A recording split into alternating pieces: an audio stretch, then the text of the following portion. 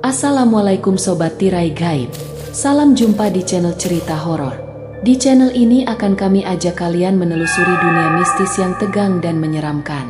Silahkan subscribe, like, komen, dan share, serta nyalakan tombol notifikasinya, supaya kalian tidak ketinggalan cerita terbaru dari channel kami. Yang sudah subscribe, semoga diberikan umur panjang, kesehatan, dan berlimpah rezeki serta selamat dunia akhirat. Sekitar bulan Maret tahun 2008, Ricky mulai merasa waktunya untuk mencari pekerjaan yang lebih layak. Ia memutuskan untuk mencoba peruntungan dengan melamar kerja di salah satu pabrik yang bergerak di bidang komponen kendaraan. Lebih tepatnya sebuah pabrik pengolahan gula yang terletak di wilayah Bandung, Jawa Barat. Ricky sebenarnya merasa cukup percaya diri. Namun tetap saja ia tidak ingin menjalani proses ini sendirian. Oleh karena itu, ia pun mengajak salah satu temannya yang kebetulan juga sedang tidak bekerja.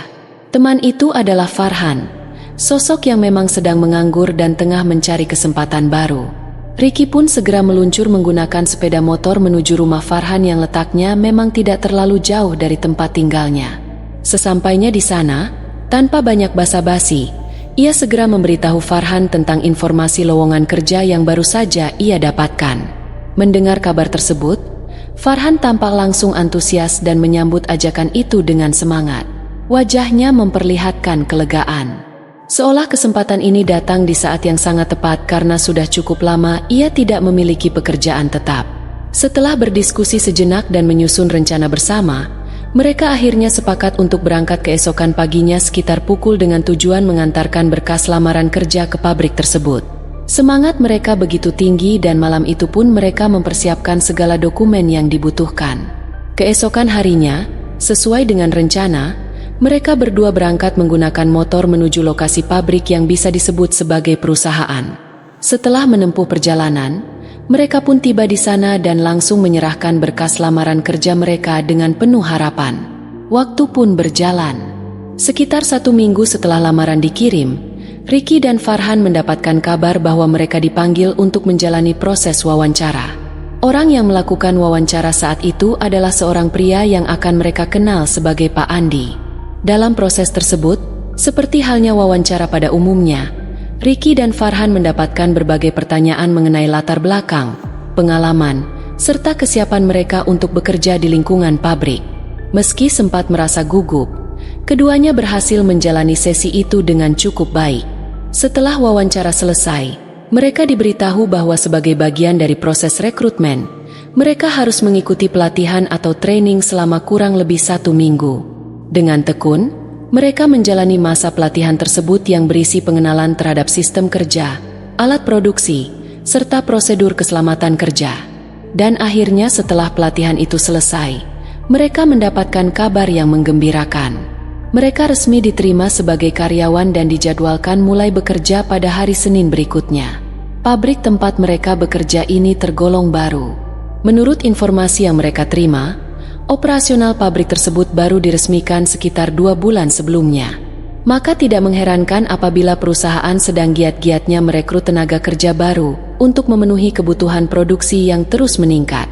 Itulah sebabnya Ricky dan Farhan bisa diterima dengan cukup cepat. Penempatan kerja mereka berada di bagian pengemasan atau packing. Dan di bagian ini terdapat sekitar 12 karyawan lainnya yang memiliki tugas serupa. 2 bulan pertama bekerja di pabrik itu berjalan dengan lancar. Tidak ada kejadian aneh atau mencurigakan. Suasana kerja cukup kondusif. Rekan-rekan kerja juga tidak menunjukkan tanda-tanda hal yang ganjil. Semuanya berjalan sebagaimana mestinya dan Ricky serta Farhan mulai terbiasa dengan ritme kerja di pabrik tersebut. Namun situasi mulai berubah ketika mereka memasuki bulan ketiga. Pada titik inilah awal dari serangkaian kejadian yang tidak biasa mulai terjadi. Siang itu tepat pukul 12, bel istirahat berbunyi seperti biasa. Suara bel itu menjadi pertanda bagi para karyawan bahwa mereka bisa berhenti sejenak dari rutinitas dan menikmati waktu makan siang atau menjalankan ibadah. Sebagian dari rekan kerja memilih menuju kantin, sementara sebagian lainnya beranjak ke musala untuk salat. Ricky kebetulan masih berada di ruang pengemasan menyelesaikan tugas-tugasnya. Farhan yang saat itu merasakan dorongan untuk buang air besar, berpamitan, dan segera turun ke lantai bawah untuk menggunakan toilet. Sebelum Farhan pergi, Ricky sempat menyampaikan bahwa ia akan menunggu Farhan di kantin. Setelah itu, Ricky kembali fokus menyelesaikan pekerjaannya, berharap bisa segera turun juga karena perutnya sudah mulai terasa lapar. Ia pun berusaha mempercepat pekerjaannya, membereskan barang-barang di ruang packing agar bisa segera menikmati waktu istirahat. Namun di tengah kesibukannya, sebuah kejadian mengejutkan terjadi.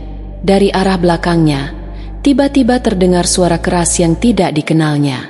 Suara itu cukup kuat hingga membuat Ricky terkejut dan refleks menoleh ke belakang. Ia menyadari bahwa saat itu dirinya benar-benar sendirian di ruangan tersebut. Tatapannya menyapu ke seluruh sudut ruang. Namun yang terlihat hanyalah dispenser air minum dan peralatan kerja. Tidak ada siapapun di sana. Ia berusaha tetap tenang dan mencoba berpikir secara logis. Ia meyakinkan dirinya sendiri bahwa mungkin suara itu berasal dari mesin produksi yang berada di lantai bawah. Meski dalam hati kecilnya ia merasa ada sesuatu yang tidak biasa dengan suara tersebut. Setelah selesai membereskan pekerjaan di ruang pengemasan, Ricky pun segera turun ke kantin untuk menikmati waktu istirahat. Ia duduk di salah satu sudut menunggu Farhan yang masih berada di toilet. Beberapa menit kemudian, Farhan muncul juga terlihat sudah lebih lega setelah dari kamar kecil. Tanpa menunda waktu, mereka berdua langsung menikmati makan siang bersama. Suasana di kantin saat itu cukup ramai. Namun, Ricky dan Farhan hanya fokus pada makanan mereka sambil berbincang ringan membahas hal-hal sepele seperti biasanya.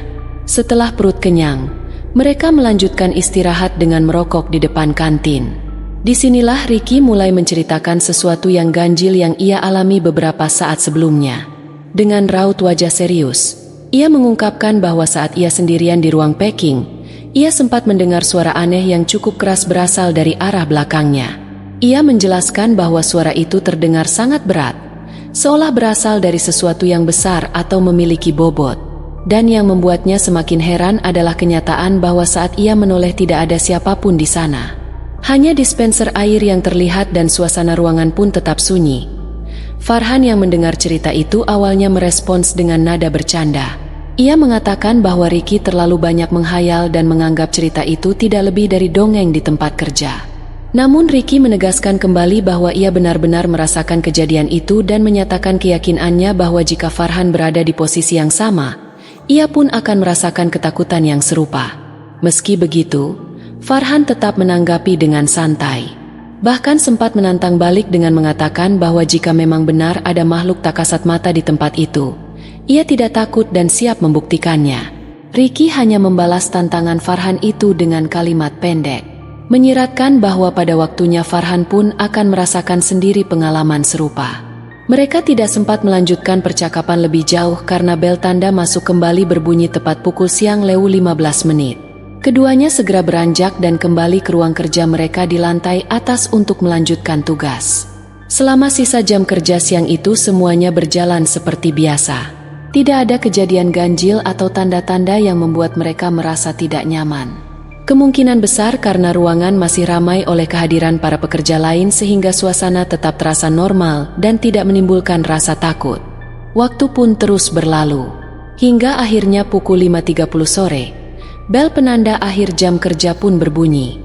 Satu persatu karyawan lainnya beranjak pulang menyisakan hanya Ricky dan Farhan yang masih berada di lantai atas. Keduanya sengaja belum turun karena sedang berbincang sambil menyelesaikan beberapa pekerjaan terakhir, merapikan barang-barang yang akan dikirim keesokan harinya.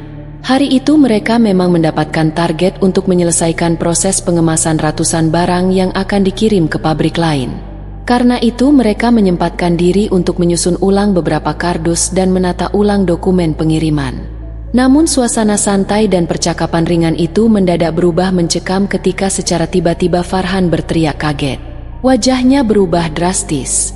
Matanya melotot lebar, seolah melihat sesuatu yang tidak seharusnya ada di tempat itu.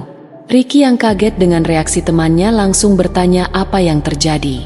Namun Farhan tidak langsung menjawab dengan kata-kata. Ia hanya menunjuk ke arah belakang Ricky dengan ekspresi ngeri, seolah mulutnya sulit untuk mengucapkan apa yang dilihatnya. Dengan napas yang tercekat, Farhan akhirnya berhasil mengucapkan bahwa ia melihat sosok pocong berdiri di belakang Ricky. Refleks, Ricky menoleh ke belakang dan seketika tubuhnya ikut membeku. Di samping tumpukan kardus berdiri sosok pocong dengan kain kafan yang tampak kotor dan lusuh. Wajah makhluk itu sangat menyeramkan, penuh luka dan matanya berwarna merah menyala. Yang membuat pemandangan itu semakin mencekam adalah gerakan kepalanya yang seolah berputar pelan ke kiri dan ke kanan seperti sedang memperhatikan mereka dengan intens. Tubuhnya sedikit melayang di atas lantai tanpa suara. Namun kehadirannya begitu nyata dan menciptakan suasana dingin yang langsung menusuk ke tulang.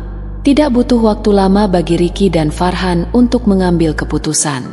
Dalam kondisi panik dan penuh ketakutan, mereka langsung berlari menuju tangga untuk menyelamatkan diri.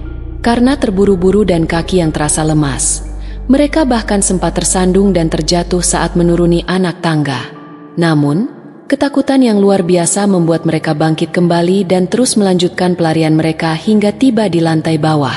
Sesampainya di bawah, barulah mereka menyadari bahwa tas ransel mereka masih tertinggal di lantai atas. Namun, Ricky dengan tegas memutuskan untuk tidak kembali mengambilnya malam itu juga. Baginya tas bisa menunggu, tetapi tidak dengan keselamatan nyawa mereka. Nafas mereka tersengal-sengal, tubuh gemetar, dan pikiran masih terus dihantui oleh bayangan makhluk menyeramkan yang mereka lihat tadi. Keringat membasahi wajah mereka meskipun udara sore itu seharusnya tidak terlalu panas. Ketakutan itu nyata dan membuat tubuh mereka terasa begitu lemah. Dalam kondisi yang masih terguncang, mereka memutuskan untuk beristirahat sejenak di musala kecil yang terletak di depan area pabrik. Begitu sampai di sana, Farhan langsung merebahkan tubuhnya di teras musala, kelelahan, dan masih diliputi rasa takut. Ricky hanya bisa duduk di sampingnya, sambil terus mengucap istighfar, berharap bisa menenangkan diri dari pengalaman mengerikan yang baru saja mereka alami. Mulutnya terus bergetar menyebut nama Tuhan, berusaha mengusir rasa takut yang belum juga hilang. Itulah pertama kalinya dalam hidup mereka menyaksikan makhluk tak kasat mata dengan sangat jelas. Tidak ada lagi yang bisa mereka bantah atau ragukan. Sosok pocong itu nyata dan kini membekas dalam ingatan mereka. Ricky bahkan sempat menyalahkan Farhan atas kejadian tersebut, karena merasa bahwa ucapannya yang penuh tantangan kepada makhluk halus telah menjadi sebab kemunculan penampakan tersebut. Ia merasa bahwa kesombongan Farhan justru membawa celaka bagi mereka berdua. Farhan yang mendengar itu hanya bisa menunduk dan meminta maaf. Ia mengakui bahwa awalnya ia hanya bercanda, namun tidak pernah menyangka bahwa apa yang ia lontarkan benar-benar mengundang sosok mengerikan itu untuk menampakkan diri. Setelah peristiwa mengerikan itu, Ricky dan Farhan yang masih dalam kondisi ketakutan tiba-tiba didatangi oleh dua orang petugas keamanan pabrik. Dua satpam itu adalah Pak Agus dan Pak Edi. Sosok yang cukup dikenal di lingkungan kerja mereka karena sering berkeliling saat shift sore dan malam. Dengan nada penasaran, Pak Agus bertanya mengapa mereka berdua masih berada di area pabrik dan belum juga pulang. Padahal hampir seluruh karyawan sudah meninggalkan lokasi sejak setengah jam yang lalu.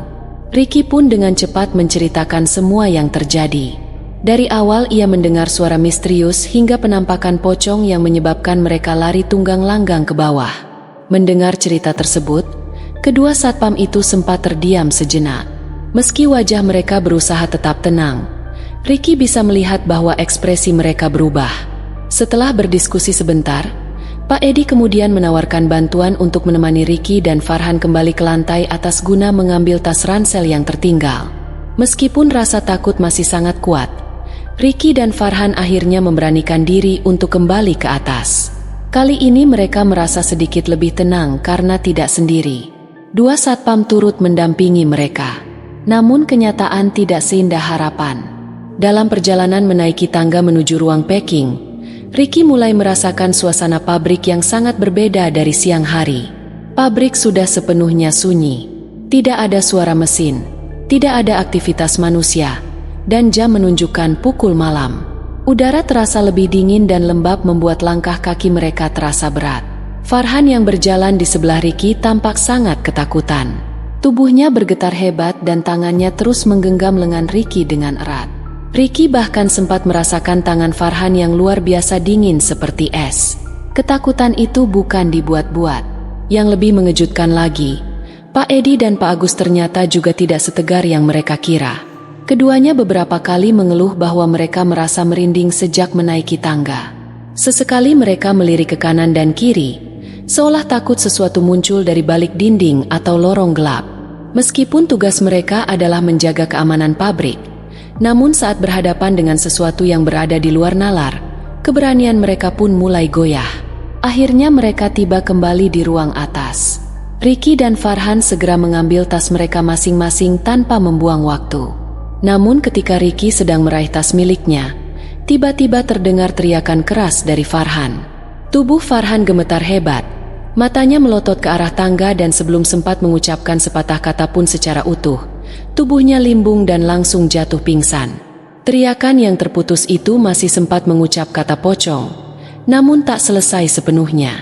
Keadaan pun menjadi kacau. Pak Agus yang berdiri tak jauh dari mereka refleks ikut menoleh ke arah tangga tempat Farhan menunjuk. Dan detik berikutnya ia pun ikut berteriak, kali ini dengan ketakutan yang nyata dalam suaranya. Ia berteriak bahwa ada pocong di tangga. Tubuhnya gemetar hebat dan tangannya menunjuk lurus ke arah penampakan tersebut. Spontan Ricky dan Pak Edi ikut melihat ke arah yang ditunjuk. Apa yang mereka lihat membuat darah mereka seolah berhenti mengalir. Di tangga yang menghubungkan lantai atas dan bawah berdiri dua sosok pocong. Yang satu berdiri dia menatap lurus ke arah mereka bertiga dengan mata merah menyala. Sosoknya tampak membeku di tempat, namun sorot matanya menancap tajam. Pocong yang satu lagi jauh lebih menyeramkan. Kepalanya terus bergerak ke kiri dan ke kanan, berputar perlahan seperti sedang mencari mangsa. Gerakan itu persis seperti yang sebelumnya dilihat oleh Ricky dan Farhan saat pertama kali penampakan terjadi. Kini posisi kedua makhluk itu berdiri tepat di jalur tangga seolah sengaja menghadang jalan keluar mereka. Ketiganya Ricky, Pak Agus dan Pak Edi hanya bisa berdiri terpaku dalam kebingungan. Sementara itu, Farhan terbaring tak sadarkan diri di lantai membuat situasi semakin sulit. Pak Edi yang tampaknya masih memiliki sedikit ketenangan segera mengambil inisiatif. Ia memberi perintah kepada Ricky dan Pak Agus agar mereka segera menyeret Farhan menuju salah satu gudang kecil yang terletak di dekat dispenser, tempat di mana Ricky sebelumnya mendengar suara aneh. Mereka tidak sempat berpikir panjang. Dengan panik, mereka menarik tubuh Farhan yang lemas tanpa memedulikan lagi apakah bajunya akan sobek atau tubuhnya akan tergores. Yang penting saat itu adalah menyelamatkan diri dari kehadiran mengerikan dua pocong yang berdiri menghadang. Gudang yang mereka tuju sebenarnya hanyalah sebuah ruangan kecil yang biasa digunakan untuk menyimpan kardus-kardus lipat. Ruangan itu kira-kira hanya cukup menampung 10 orang dewasa jika benar-benar dipadati. Di dalamnya tidak ada peralatan khusus, hanya tumpukan kardus yang belum dibentuk menjadi kotak. Dalam kondisi terengah-engah dan penuh kecemasan, mereka akhirnya berhasil masuk ke dalam gudang tersebut lalu segera menutup pintunya rapat-rapat. Ruangan itu gelap dan pengap, namun terasa lebih aman daripada berada di luar berhadapan langsung dengan makhluk halus yang tidak bisa dijelaskan secara logika. Di dalam gudang, Ricky mulai membaca doa-doa yang masih ia ingat. Ia berharap dengan bacaan itu makhluk-makhluk gaib yang mengganggu mereka segera pergi agar mereka bisa turun dan meninggalkan pabrik malam itu juga. Sementara itu, Pak Agus berusaha membangunkan Farhan yang masih belum sadar sejak pingsan tadi. Pak Edi juga membantu sambil ikut melantunkan doa-doa perlindungan. Keringat membasahi wajah mereka bertiga. Namun, tidak satupun dari mereka berniat membuka pintu dan keluar dari ruangan itu sebelum merasa benar-benar aman. Namun, ketenangan mereka yang semu tiba-tiba buyar seketika.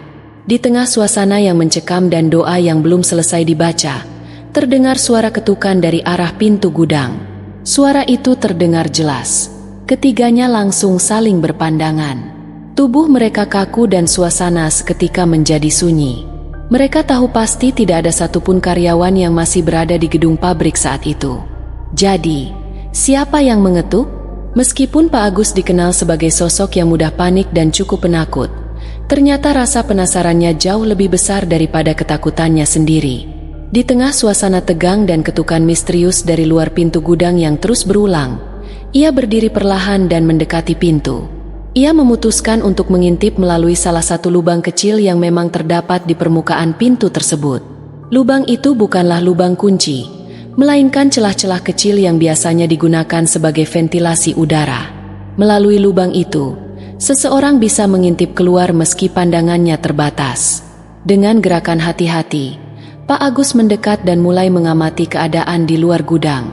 Ia mencoba menggerakkan matanya ke berbagai arah, berharap bisa memastikan siapa atau apa yang mengetuk pintu. Beberapa detik berlalu dalam keheningan yang menegangkan sampai tiba-tiba Pak Agus berteriak dengan suara keras sambil menyebutkan bahwa dirinya kembali melihat sosok pocong. Teriakan itu hanya berlangsung singkat karena tubuhnya langsung terjatuh tak sadarkan diri. Kini hanya tinggal Ricky dan Pak Edi yang masih dalam kondisi sadar berdua di dalam ruangan sempit itu. Dikepung rasa takut dan ketidakpastian. Ricky dan Pak Edi panik bukan main. Dalam kepanikan itu, Pak Edi berusaha menyadarkan Pak Agus yang sudah tergeletak di lantai gudang. Ia menepuk-nepuk pipi rekannya berkali-kali, namun tidak mendapatkan respon sedikit pun. Meski usaha itu dilakukan terus-menerus, Pak Agus tetap tak menunjukkan tanda-tanda akan siuman. Waktu pun terus berjalan dan selama hampir 30 menit, baik Pak Agus maupun Farhan tidak juga sadar, membuat situasi semakin genting dan mencekam. Di tengah situasi penuh kecemasan itu, Ricky tiba-tiba teringat pada seseorang. Ia mengingat Yusuf, temannya yang dikenal memiliki jaringan pertemanan luas, termasuk dengan seseorang bernama Dani. Dari cerita yang pernah ia dengar, Dani adalah sosok yang memahami hal-hal gaib dan sering membantu orang-orang yang mengalami gangguan supranatural. Tanpa pikir panjang, Ricky segera mengambil ponselnya dan menelepon Yusuf karena hanya nomor Yusuf yang ia simpan. Dalam sambungan telepon itu, Ricky menceritakan semua kejadian yang baru saja mereka alami dengan suara terbata-bata dan penuh tekanan. Ia memohon agar Yusuf segera datang ke pabrik bersama Dani membawa bantuan sebanyak mungkin karena kondisi mereka benar-benar tidak memungkinkan untuk bertahan lebih lama dalam tekanan ketakutan seperti ini. Yusuf yang mendengarkan cerita Ricky dengan penuh perhatian langsung menyanggupi permintaan itu. Ia berjanji akan segera datang dan meminta Ricky untuk tetap bertahan sebisa mungkin. Setelah memberi arahan mengenai lokasi gudang tempat mereka bersembunyi, Ricky menutup telepon. Namun, baru saja sambungan telepon berakhir, suasana di dalam gudang kembali berubah menjadi lebih menyeramkan. Ricky merasa seperti mereka benar-benar dikepung dari segala arah. Suara-suara aneh mulai terdengar dari luar ruangan. Ketukan di pintu gudang masih terus berulang. Bahkan terkadang terdengar seperti gesekan kuku panjang di permukaan kayu pintu. Ricky tahu bahwa suara itu bukan berasal dari manusia dan ia pun tidak berani untuk sekadar melirik keluar apalagi membuka pintu. Pak Edi yang juga merasa situasi semakin mengerikan hanya bisa menyarankan agar mereka terus membaca doa sebanyak mungkin. Ia mengatakan bahwa tidak ada hal lain yang bisa mereka lakukan selain memohon perlindungan kepada Tuhan. Sekitar 15 menit setelah Ricky menelepon Yusuf, sebuah suara terdengar dari luar. Seseorang memanggil nama Ricky dengan nada cemas. Ricky yang mendengarnya langsung merespons menyebutkan bahwa dirinya berada di dalam gudang. Ia berteriak sambil menghampiri pintu berharap suara itu benar-benar milik Yusuf. Begitu pintu gudang dibuka, Ricky langsung terkejut. Di luar sana Yusuf sudah datang bersama beberapa orang lainnya. Ternyata Yusuf tidak datang sendirian. Ia membawa serta 7 orang temannya untuk membantu menyelamatkan mereka. Termasuk Dani, sosok yang disebut-sebut memiliki kemampuan spiritual. Melihat keadaan di dalam gudang yang memprihatinkan, Yusuf langsung mengatur pembagian tugas. Ia meminta beberapa temannya untuk membantu menggotong Farhan sementara Ricky, Pak Edi, dan Yusuf sendiri membantu mengangkat tubuh Pak Agus yang masih pingsan. Setelah mereka semua berhasil keluar dari gudang, Yusuf meminta agar mereka berkumpul sejenak di pojokan dekat tangga menjauh dari ruangan utama. Dani yang tampak tenang namun waspada memberitahu mereka bahwa sejak tadi tempat itu sedang dikelilingi oleh banyak makhluk halus. Ia menyebutkan bahwa sosok pocong yang mereka lihat bukanlah satu-satunya entitas yang hadir malam itu. Ada banyak makhluk lain yang turut mengawasi mereka dari kegelapan. Tanpa banyak bicara, Dani segera mengeluarkan beberapa benda dari dalam ranselnya. Ia mengeluarkan sebungkus garam kasar dan sebotol air putih. Dengan tenang, ia menggenggam sejumlah garam dan mulai membaca doa-doa dalam bisikan yang pelan, namun khusyuk. Setelah itu ia melemparkan garam tersebut ke beberapa sudut ruangan. Tak berhenti di situ, Dani juga membuka botol air putih dan menyiramkan air itu ke sekeliling area sekitar mereka hingga botol itu benar-benar kosong. Sesaat setelah ritual itu dilakukan, terdengarlah suara-suara jeritan dari berbagai arah. Suara-suara itu tidak berasal dari makhluk yang terlihat, melainkan hanya suara yang terdengar nyaring seperti suara jeritan penuh kesakitan dan kemarahan. Ricky yang mendengar itu merasa tubuhnya merinding. Tidak ada satupun wujud yang terlihat. Namun suara-suara itu begitu nyata dan menyayat telinga. Suasana di sekitar mereka seperti berguncang membuat suasana semakin tidak karuan. Namun jeritan-jeritan itu hanya berlangsung beberapa detik sebelum akhirnya menghilang, meninggalkan keheningan yang menggantung. Dari arah tempat Dani melempar garam dan menyiram air tadi, perlahan muncul asap putih tipis yang membubung ke udara. Ricky yang penasaran bertanya kepada Dani tentang apa yang sebenarnya terjadi. Ia ingin tahu mengapa terdengar jeritan-jeritan aneh dan dari mana datangnya asap itu.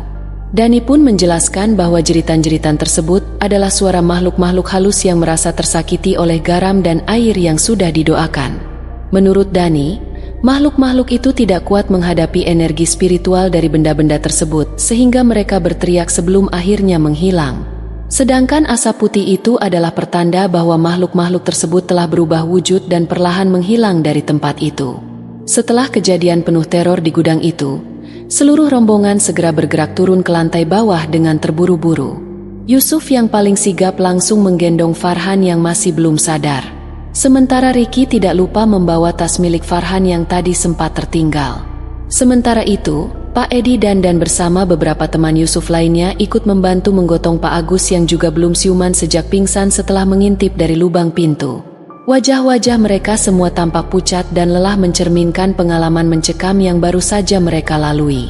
Sesampainya di lantai dasar, mereka beristirahat sejenak di samping pos satpam. Di tempat itu, Ricky berusaha keras untuk menyadarkan kembali Farhan dan Pak Agus. Ia mengguncang-guncangkan tubuh mereka perlahan, mencoba membangkitkan kesadaran yang tampaknya masih terkunci oleh ketakutan luar biasa. Untungnya, beberapa menit kemudian kedua korban itu mulai menunjukkan tanda-tanda sadar. Namun, kondisi Farhan sangat mengkhawatirkan. Ia hanya terdiam menatap kosong ke depan tanpa memberi respon sedikit pun. Wajahnya kaku dan tubuhnya seperti tidak memiliki energi. Ricky sempat mengguncang tubuh Farhan berkali-kali, berharap bisa mengembalikan kesadarannya sepenuhnya. Namun hasilnya nihil. Hingga akhirnya karena campuran lelah, khawatir, dan emosi, Ricky menampar pipi Farhan cukup keras sambil memanggil namanya dengan suara keras. Dari arah tempat Dani melempar garam dan menyiram air tadi, perlahan muncul asap putih tipis yang membubung ke udara. Ricky yang penasaran bertanya kepada Dani tentang apa yang sebenarnya terjadi. Ia ingin tahu mengapa terdengar jeritan-jeritan aneh dan dari mana datangnya asap itu. Dani pun menjelaskan bahwa jeritan-jeritan tersebut adalah suara makhluk-makhluk halus yang merasa tersakiti oleh garam dan air yang sudah didoakan. Menurut Dani, makhluk-makhluk itu tidak kuat menghadapi energi spiritual dari benda-benda tersebut sehingga mereka berteriak sebelum akhirnya menghilang. Sedangkan asap putih itu adalah pertanda bahwa makhluk-makhluk tersebut telah berubah wujud dan perlahan menghilang dari tempat itu. Setelah kejadian penuh teror di gudang itu, seluruh rombongan segera bergerak turun ke lantai bawah dengan terburu-buru. Yusuf yang paling sigap langsung menggendong Farhan yang masih belum sadar. Sementara Ricky tidak lupa membawa tas milik Farhan yang tadi sempat tertinggal. Sementara itu, Pak Edi dan bersama beberapa teman Yusuf lainnya ikut membantu menggotong Pak Agus yang juga belum siuman sejak pingsan setelah mengintip dari lubang pintu. Wajah-wajah mereka semua tampak pucat dan lelah mencerminkan pengalaman mencekam yang baru saja mereka lalui. Sesampainya di lantai dasar, mereka beristirahat sejenak di samping pos satpam. Di tempat itu, Ricky berusaha keras untuk menyadarkan kembali Farhan dan Pak Agus. Ia mengguncang-guncangkan tubuh mereka perlahan, mencoba membangkitkan kesadaran yang tampaknya masih terkunci oleh ketakutan luar biasa. Untungnya, beberapa menit kemudian kedua korban itu mulai menunjukkan tanda-tanda sadar. Namun, kondisi Farhan sangat mengkhawatirkan. Ia hanya terdiam menatap kosong ke depan tanpa memberi respon sedikit pun. Wajahnya kaku dan tubuhnya seperti tidak memiliki energi. Ricky sempat mengguncang tubuh Farhan berkali-kali, berharap bisa mengembalikan kesadarannya sepenuhnya. Namun hasilnya nihil. Hingga akhirnya karena campuran lelah, khawatir, dan emosi, Ricky menampar pipi Farhan cukup keras sambil memanggil namanya dengan suara keras. Tamparan itu ternyata berhasil. Seketika Farhan tersadar meskipun masih dalam kondisi linglung. Ia memandang Ricky dan orang-orang di sekelilingnya dengan tatapan kebingungan. Setelah kejadian itu, Ricky menjelaskan dengan tenang bahwa mereka sempat mengalami kejadian menakutkan di atas pabrik, mulai dari penampakan pocong hingga ketukan yang tak terjawab di pintu gudang. Ia berusaha menenangkan Farhan yang masih terlihat linglung dan ketakutan. Namun, raut wajah Farhan tetap pucat, dan tubuhnya masih gemetar meski sudah sadar. Beberapa menit setelah Farhan siuman, Yusuf mulai mengatur rencana untuk membawa mereka semua keluar dari pabrik. Mereka sepakat untuk meninggalkan tempat itu dan beristirahat sementara di rumah Yusuf agar suasana menjadi lebih tenang. Dalam perjalanan menuju rumah Yusuf, Ricky dan Farhan mulai mencerna segala yang telah terjadi. Kejadian malam itu terasa begitu nyata dan meninggalkan kesan yang mendalam. Farhan yang sebelumnya meremehkan segala hal yang berbau gaib kini mulai membuka mata. Ia merasa menyesal karena telah menantang hal-hal yang tidak terlihat. Sesampainya di rumah Yusuf, mereka semua merasa sedikit lebih aman. Dani yang terlihat lebih tenang memberi nasihat agar mereka tidak terlalu banyak berpikir tentang kejadian tersebut dan fokus untuk menenangkan diri. Ricky dan Farhan yang sudah sangat lelah hanya bisa duduk di ruang tamu, berusaha mencerna kembali segala yang baru saja mereka alami. Malam itu, Yusuf dan teman-temannya tidak meninggalkan mereka begitu saja. Mereka tinggal bersama Ricky dan Farhan, berusaha memberi ketenangan dan perlindungan agar mereka bisa tidur dengan nyenyak.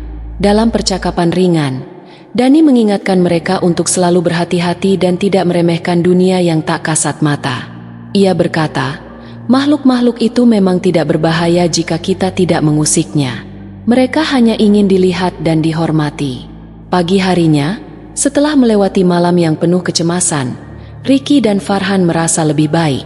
Kejadian semalam masih menghantui mereka, namun mereka mulai sadar bahwa hidup harus dilanjutkan. Mereka memutuskan untuk mengambil cuti dari pekerjaan di pabrik, memberi waktu untuk menyembuhkan fisik dan mental mereka. Mereka juga sepakat untuk lebih berhati-hati dan menghormati keberadaan makhluk gaib, meskipun mereka tidak selalu bisa melihatnya. Farhan kemudian memilih untuk meninggalkan pekerjaan di pabrik, sementara Ricky memutuskan untuk tetap bekerja. Farhan merasa bahwa ia tidak akan pernah bisa tenang bekerja di tempat yang telah memberi mereka teror tersebut.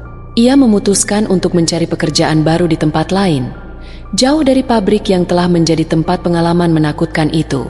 Setelah beberapa minggu, Farhan akhirnya menemukan pekerjaan baru di Lampung, tempat yang jauh lebih tenang dan jauh dari segala hal yang mengganggunya. Sementara itu, Ricky tetap bertahan di pabrik dan berusaha menjalani pekerjaan seperti biasa. Meskipun seringkali ia merasa cemas, namun ia merasa bahwa kejadian itu mengajarkan banyak hal. Ia tidak lagi menganggap enteng segala sesuatu yang tidak terlihat. Pengalaman itu mengubah cara pandangnya terhadap dunia dan memberi pelajaran penting tentang menghormati segala hal yang ada di sekitar kita. Beberapa bulan kemudian, Ricky mendapat kabar dari Farhan yang kini sudah bekerja dengan tenang di Lampung. Farhan mengungkapkan bahwa ia telah menjalani kehidupan yang lebih damai dan tidak lagi dihantui oleh bayangan pocong yang pernah menghantuinya. Ricky merasa lega mendengar kabar itu dan berharap keduanya bisa terus menjaga kehidupan mereka agar tetap tenang dan penuh rasa syukur. Cerita tentang pengalaman horor di pabrik itu akhirnya menjadi kenangan yang tidak akan pernah dilupakan oleh Ricky dan Farhan. Mereka belajar bahwa ada banyak hal di dunia ini yang tidak bisa dijelaskan dengan logika, dan bahwa kita harus selalu menjaga sikap, serta menghormati keberadaan yang tidak terlihat, meskipun kita tidak bisa memahaminya sepenuhnya.